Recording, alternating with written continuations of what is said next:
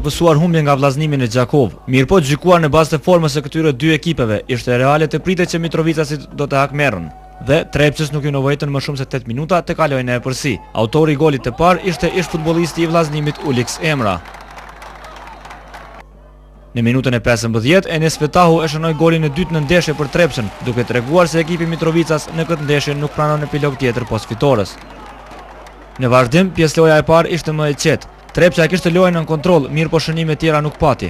Në pjesën e dytë, vllaznimi u rikthye në lojë kur në minutën e 62 Robert Xheraj nga pika e bardhë ngushtoi epërsinë e Trepçës në 2-1.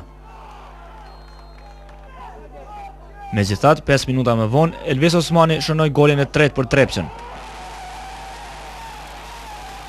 20 minutat e fundit të takimit, vllaznimi i zhvilloi me një futbollist më pak pas ndëshkimit të Robert Xherajt me kartonin e dytë të verdhë. Trepça shënoi fitore me rezultat 3-1 pas një finishi rutinor të ndeshjes dhe e la vllaznimin në fundin e tabelës.